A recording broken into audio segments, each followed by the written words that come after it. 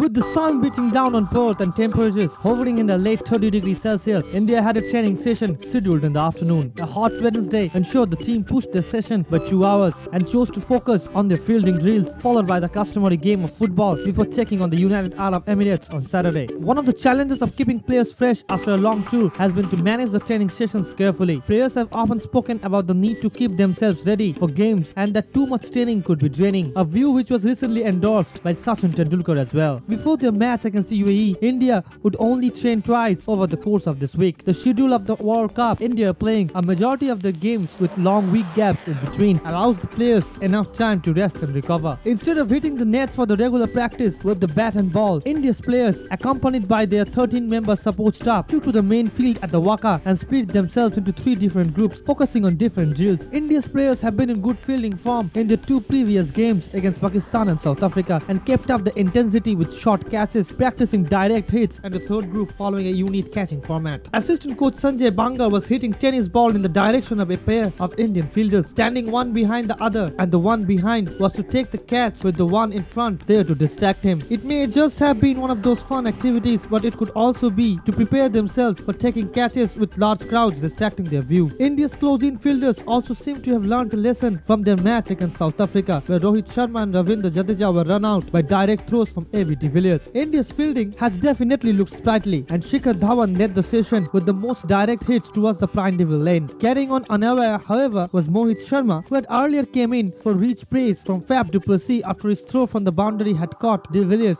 short of his crease. With the focus only on fielding on Wednesday, the load on Bhuvaneshwar Kumar, who has been out with injury, was negligible, and thus no inkling on whether the team would like to rest either Umesh Yadav or Mohammad Shami in order to ease him into the squad against a lesser fancied opponent. Akshar Patel, Stuart Binney and Dhawal Kulkarni, who isn't part of the squad but has been held back as an unofficial member, did their sessions together, a possible guess over their role in the coming games. Ajinkya Rahane's all-round fielding talent, as pointed out by India captain MS Dhoni after the South Africa match, put the Mumbai player in various situations. That he was from the core group of fielders considered to be the better ones in this team was an indication of a greater responsibility given to him to pick up the standards of some of the players in the team. Practicing high catches along with Rahane were R. Ashwin, Umesh Yadav and Mohit Sharma, majority of the players who ride the boundaries in the initial overs, while Virat Kohli, Rohit Sharma, Suresh Raina and Shikhar Dhawan accompanied Dhoni while practicing direct throws. Another day's rest will be followed by a more intense and skill-focused training session on the eve of Saturday's match, and any questions over the team's composition will have to wait until then. For now, the India's team settled into the heat of Perth, looking cheerful and hoping to strengthen their World Cup campaign during the stay over here the next 10 days.